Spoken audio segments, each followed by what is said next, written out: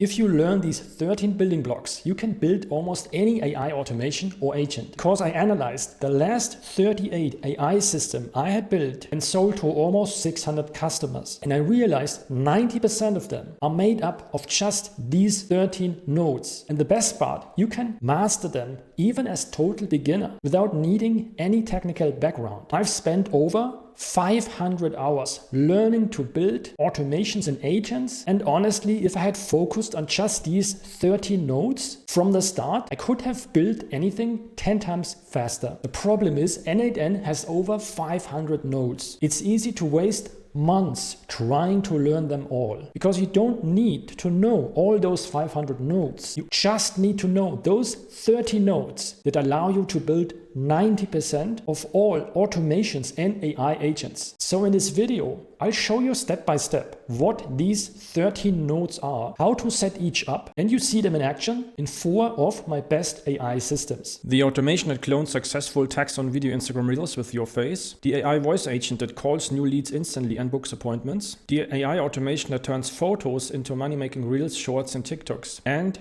the AI agent that handles product inquiries, checks orders, and records support tickets via WhatsApp. You can get access to the templates of all of these automations that you can directly import in your account.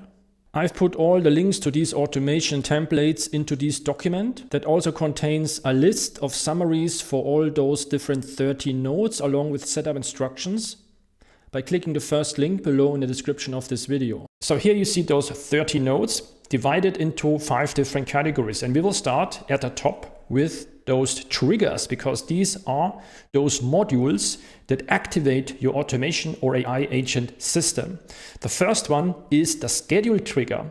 So if you open it, you see you can set a schedule when this automation should activate and should start. And you have interval options from seconds, minutes, hours, days, weeks, and months. So this allows you to have an automation that runs at a specific time or in a specific period repeatedly over and over again. So you may want to use this for social media automation that publish content in a certain day, in a certain time, or weekly reporting automation, or weekly check-in automations. All of that can be automated and triggered with this schedule trigger. The way you would use the schedule trigger at the beginning of an automation is very simple. So if I go to my guide here, you see I have the link n8n, because that's the automation platform we will be using. So if you click on that, this will open. There you can click on Get Started for free. And then in this overview dashboard, you click on Create Workflow. And this is where you can add all the triggers or all the other nodes we will be covering simply by typing in the name. So schedule trigger, you find it here, and then you can set it up, and then it's the starting point. And then the next node, just search for the next one, and then it will be attached to that. And here you see the schedule trigger live in action in this automation, which actually finds successful reels from others, and it remakes them with your face and for your topic, and then publishes them to all social media profiles. And here you see at the beginning I have the schedule trigger, because I want that every day at 11:30 this automation runs and creates a new reel, a new video for me, and publishes it to all those social media platforms. The number one mistake you can make if you need it to run at a specific time in your location is to not set your time zone properly. So you can go on here in your automation dashboard to admin panel, and here, when you click on settings, you can set your time zone appropriately to your location. So make sure this is set correctly. Now, another mistake you can make is, of course, not activating the automation, because if it's not active, then this will not run at the specific times you have set. Next, we have the form trigger.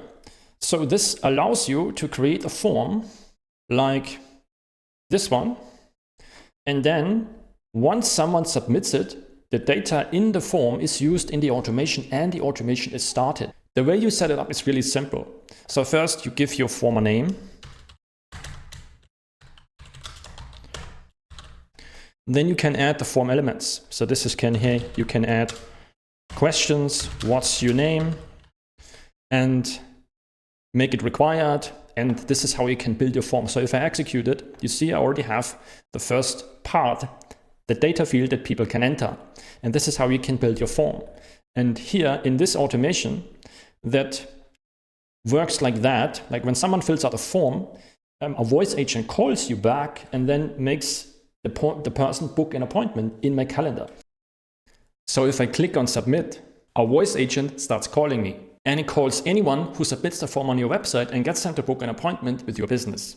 But I'm also using the form trigger in this automation, which gets me leads from Google Maps and saves them to a sheet and generates customized emails I can send to them to promote any service I want.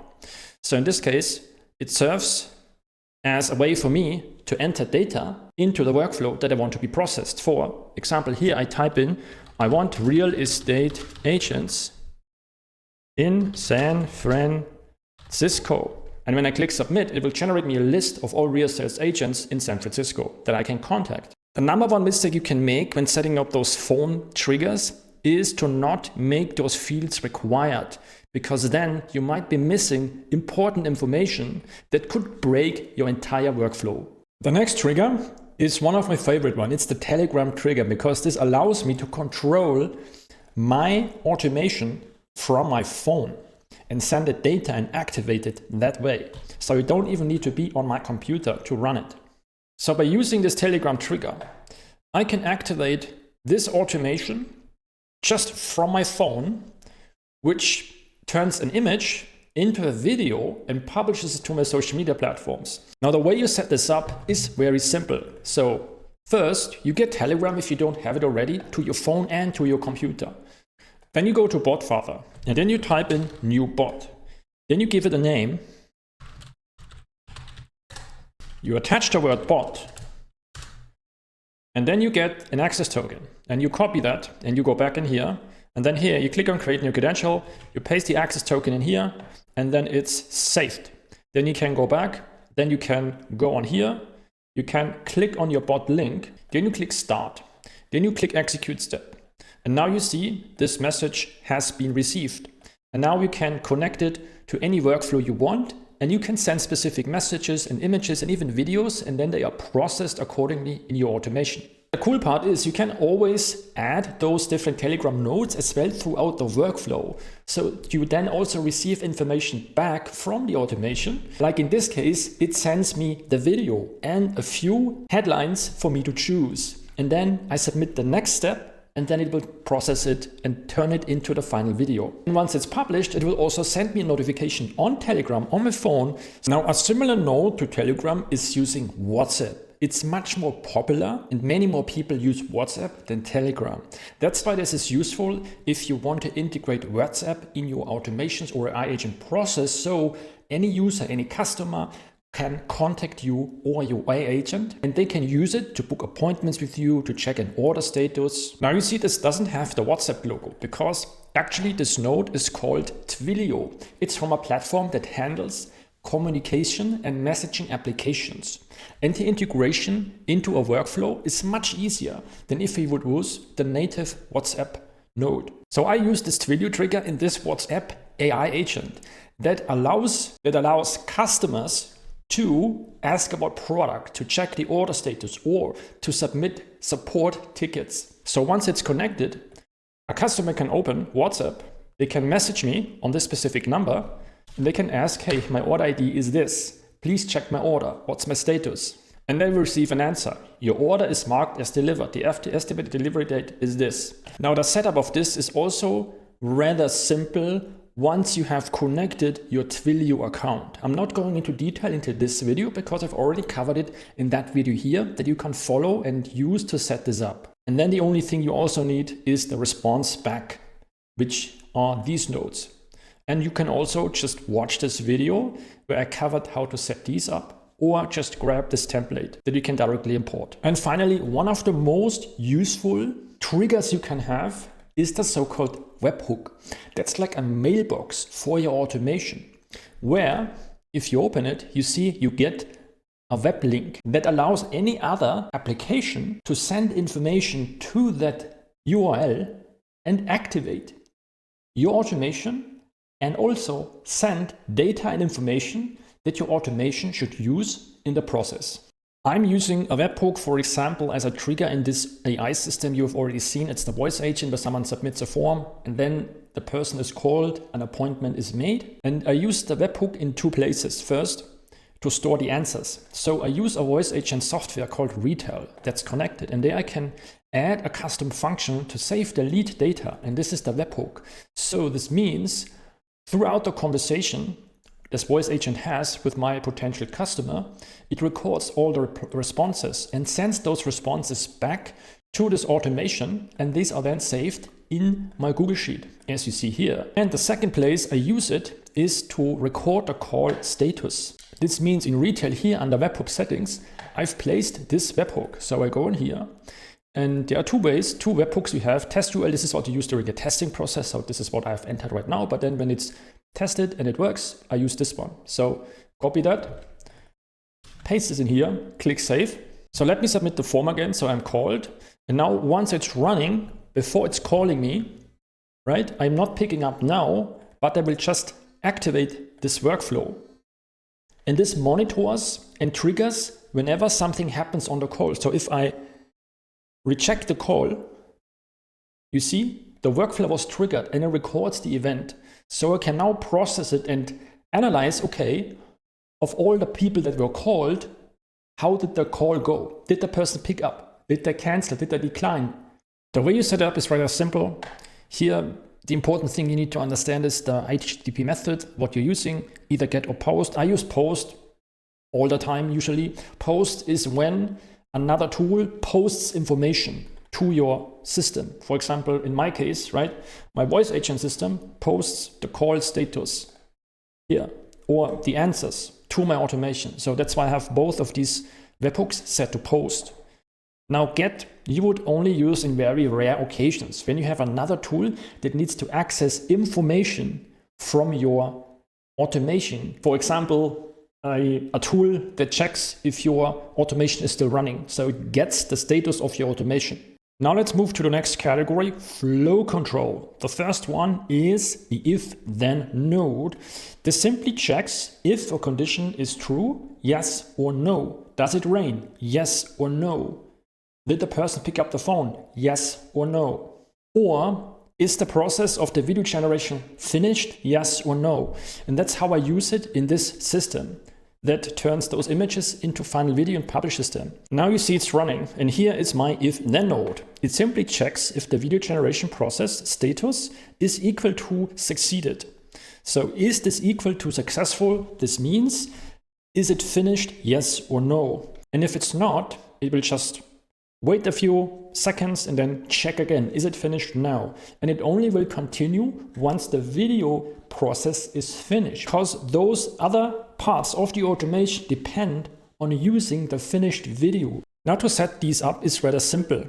So you have usually here is the variable or the value you have. So here you see that. In this case, that's the status. That's the value that I want to check. So this value comes from the previous node, because the video generation node has a status. It is a process or it succeeded. And then I can set the condition. Okay, does this value fulfill this condition? So is it equal to succeeded, right? Or if it's a number, you could say, is the number greater than, equal to, less than, and so on. And you could even add a second condition, right? You could say, is this true or is this true? And if this or this is true, then it goes to the true branch. If this or this is not true, then it goes to the false branch. After a few checks, it now has succeeded. You see now the result is succeeded. And only then will it go to the true branch and continue the automation. And now you see I have received this video here from this automation. So it had to wait for this video to be processed by the system until it could continue and send me back the final video. Now, if you have more than two conditions that you need to check in your automation, then you would use a switch node. That works similar to the if-then node. However, it allows you to add more conditions and therefore have different paths for each condition. So a simple example is you have a website form, right, where you offer different services people can select when they contact you. And then if they select SEO services, right, you check, okay, SEO services was selected in the form, for example. And then you send an email with the SEO portfolio or offer description. If they just want email marketing service, they have selected it in the form they've submitted, then you have this branch, and so on. So in my case, you see it in action in this image to video automation. I check, okay, is the message I've sent in Telegram an image? If it contains an image, it needs to go to the image to video generation path. Then I go to Telegram, and now I'm sending a video, right? Now it should go then to this branch. You see, it's now going to this branch because the file is now a video. You see, I've set it up this way. If this message, and then you can match the values, like if this value is like that, and there we have, if this value, if there is a file ID, if this exists, I know I'm sending a video. And now there's also the option to send a video from my phone, because that is a little bit of a different file type, but I can edit here, so it doesn't matter. So if I send an image from my phone or from my computer, if it's a video, then it goes to this branch, because then the video that I've sent here, there will be text added, there will be music added, and then there will be captions added, and then it will be published. The final node in flow control is the wait node. This allows you to pause your automation for a certain period of time before it continues. You've seen this in my automation. After it checks if the video is done, it waits for 30 seconds and then it checks again. So that's how I use it most often in my workflows, but you could also use it if you have an automation that has like a booking process, or you can add a follow-up process. So after someone booked an appointment, 24 hours later, send them a message. So then you have a wait node. You can set it to here your interval, minutes, days, and hours, and then just put in the amount here, and then it's set and then connected. The next category of nodes is probably the most exciting one, because it's the AI nodes.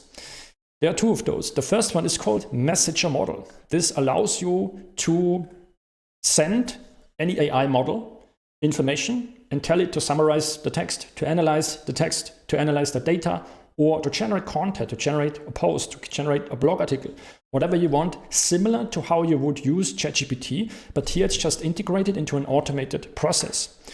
So I use it for most of my social media, video and image generation automations, mostly on different spots. So here, this is the automation that clones reels from someone else and puts my face on them. So first it needs to get the text from the reel and analyze the image. That's what these nodes are for. And then it extracts this text and it rewrites this text for my own topic. So if I make it larger, you see here, this is the prompt. This messenger model consists, here you can choose the AI model. So I can have GPT-4.1 or GPT-5, like you can select and test different models to see what gets you the best output. And then the most important part here, you add the prompt, like what should it do? Usually it's in this detailed format that you may have already learned or heard. Even for generating good outputs with ChatGPT, you define the role, you're an expert at social media, text overlay writer.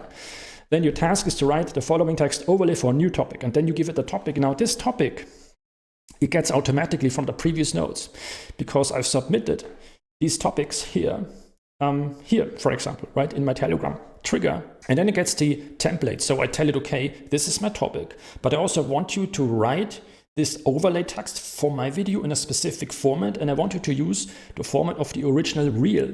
So you see here, one uncomfortable truth that will save you thousands, and this is what it extracts. And then it uses a few guidelines and rules, how I want it to be. I give it a few examples so it knows what is a good output. And then once it executes, it gives me that text. So then further processing happens, and then it adds it to my image first.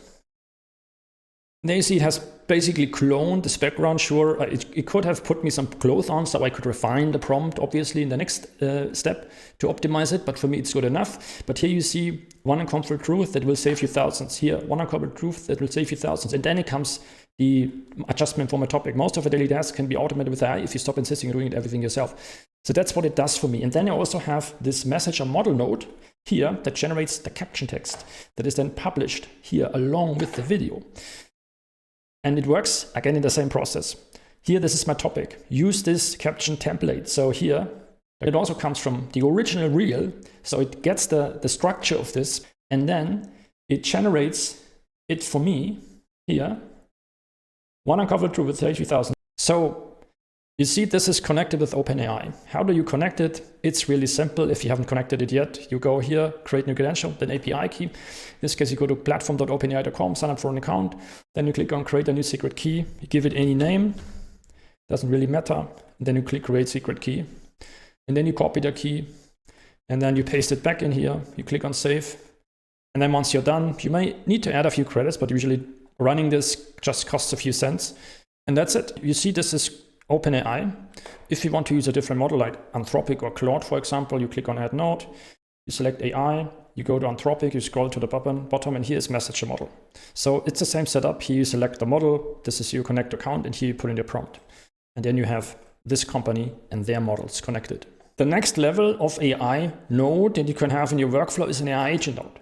The difference is that you use this mostly to generate a response based on an input, just like you would use ChatGPT, but with the AI agent, you would usually use, if you need the AI to also access certain tools to complete your task. Sure, you could add tools also here, but this is often a bit more reliable here. And plus you can add a memory. So for example, if I use this AI agent to connect it to my WhatsApp bot, then it can remember everything that was said previously, so I can refer to all the conversation history it has already had with the user. This makes a conversation much more natural because you're talking to someone who can remember what you have already said.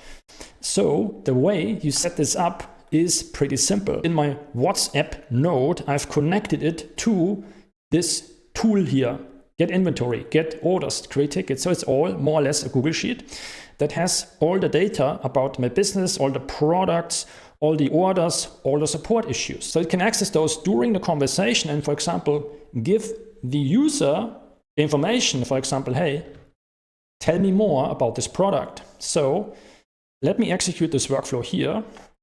And then I say here, tell me more about this product.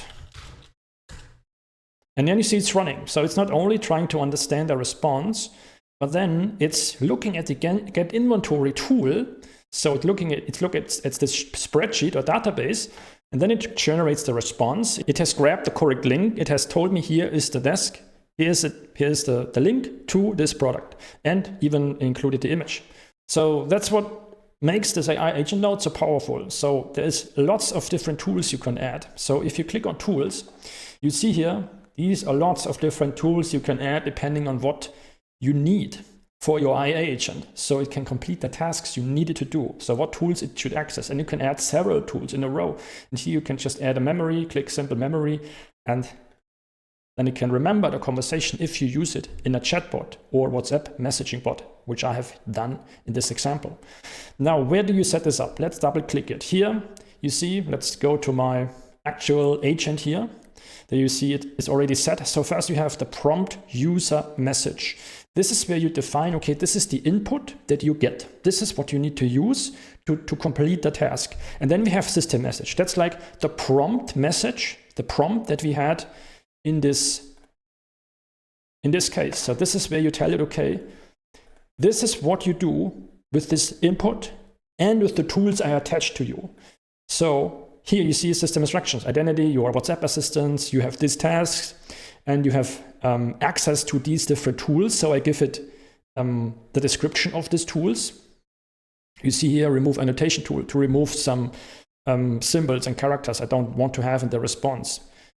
And there's also here, order tracking, run the get orders tool. So that's what I've defined here. So I tell it, okay, you have access to these tools.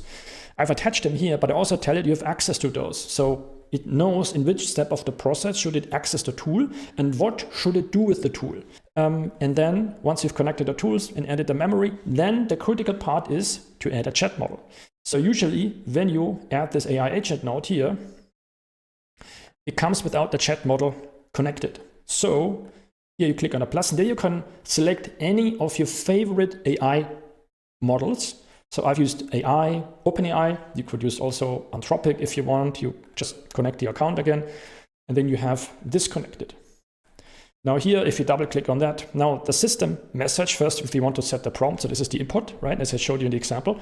Now to add the system message, you click here, and this is where you set the prompt. Hey, use this information. that we have gotten, for example, the user message, the user request, right? They have sent, hey, check my order, use this information, and then access these tools to write the response back, to send back the information with the product link, the product image. Now we have the node that is probably one of the most powerful one, meaning if you know how to use this, you can connect almost any tool to your n8n automation, even if they don't have a direct integration. You see, for example, yes, Telegram, like I can add node and search for Telegram, right? I can search for it, I can find it. But what if there is a tool, right, that is not, doesn't have a direct integration, but you want to use it?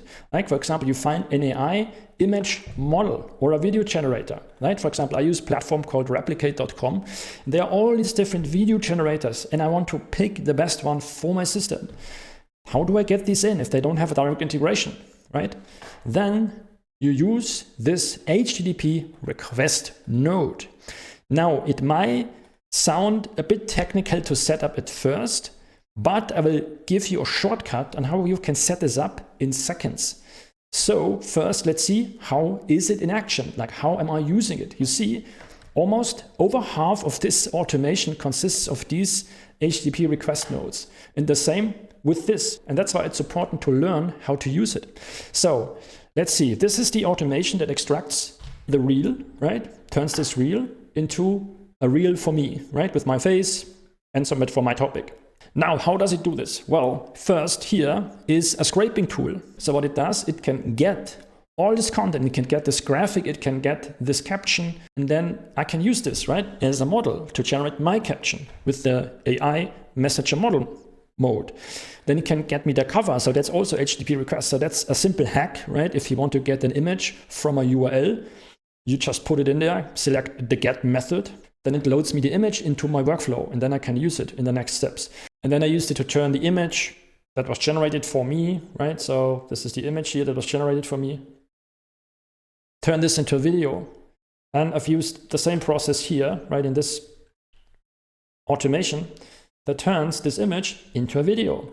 And it does it using this AI image to video generator called Kling. You go here, for example, on a platform like Replicate. That's what I use because you can access all these different models here, right? All these latest image models, video generator models, just from one platform. It's always the same integration. And here I go to HTTP, and here's the only thing I need to do. I need to copy this, right? So it's this code, and then I go to this tool here, this HTTP request node, and I click on import.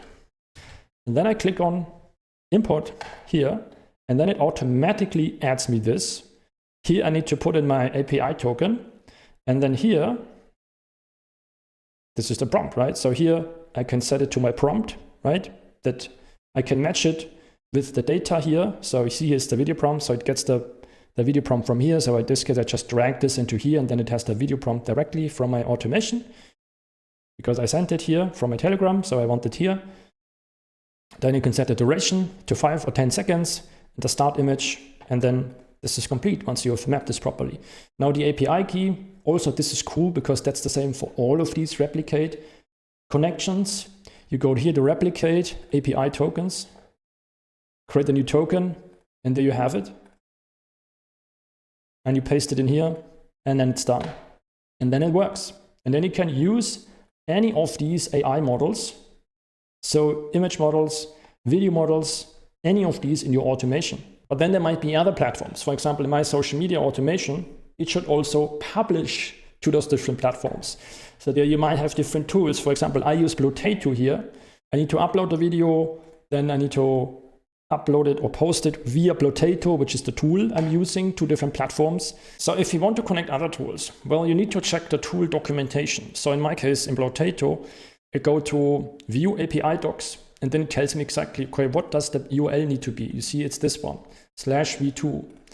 And so if I double click it, /v2 posts, right? That's what I need to name it. Then I need to put them in the API key. Then I need to select send body, and then I need to enter those values if I want to publish to Facebook.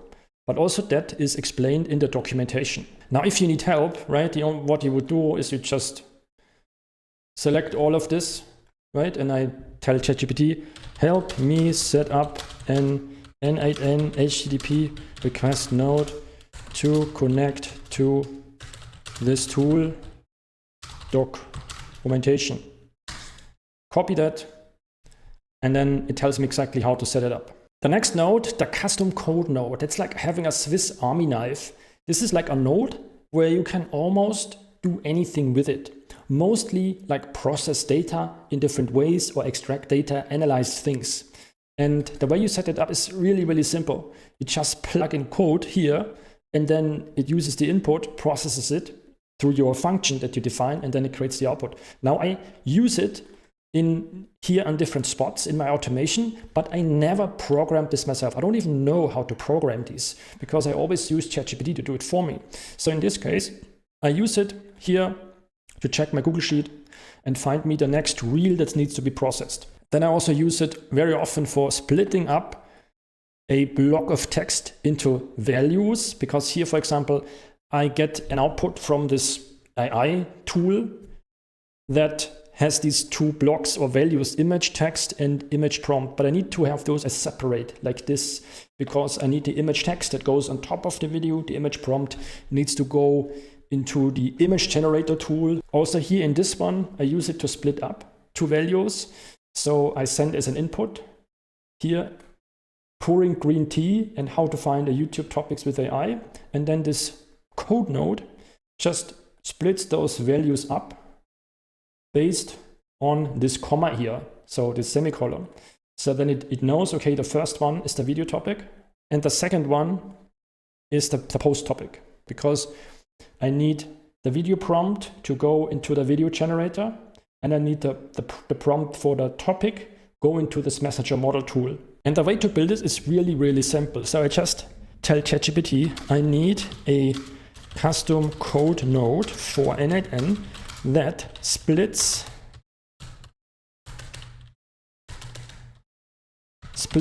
a message into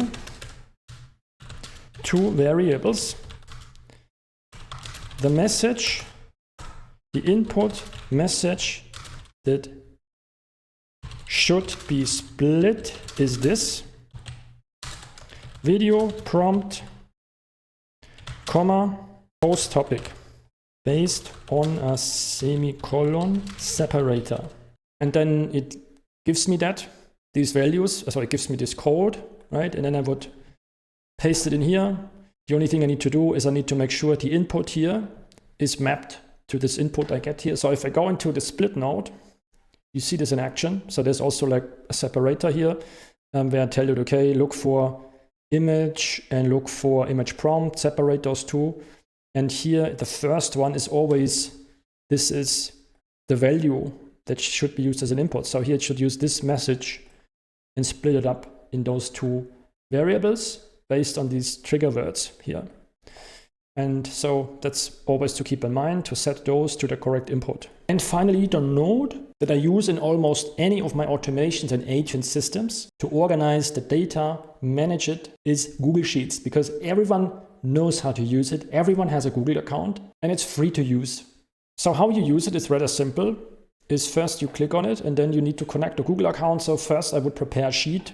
So here is my database of products, right? And orders, support issues from my WhatsApp agent. And once the sheet is set up, or at least the column names and so on are connected and set, then I can connect my Google account. So I click sign in with Google and then I connect to the same account that I have here. And then once it's connected, then select the sheet from the list. And that's it. And then you have a few operations. So you have the operation to append or update row. Append means just create a new row and clear the row, create a new sheet, get rows and update rows. So the ones I use is append row, get row, or update row. Now in this automation that clones the reels with my face and publishes them, I use get rows, because what I need to do, I need to first load all those entries. Get rows just means get me all information from the sheet. So here you see, gets me all those entries here until row number 29, as you see here at the bottom. And that's all I want for now. So you could set filters. It should only give me those rows that have not been processed yet. You see here, this has already an entry, publish date, or the status is done. So I sort based on status. I can filter out anything that has not been completed yet or has an empty value. So it filters out those that are already complete. The next one, this also I have here, is save the info. So once the automation has run, the reel was cloned with my face, generated and published to my social media accounts. Then it should save all the information back into my sheet. So if I click on open it, now I don't have that data yet because here it's gray, right? Because it hasn't completely run. But you see, usually here append or update row, or I could even select just update row. In this case, it's the same. And then you select, okay, in which row should it write the entries? Of course, it should only write in the row, right? Where that it has just used. So I want to have these values. So you see the row only in this row, and it's selected based on the link.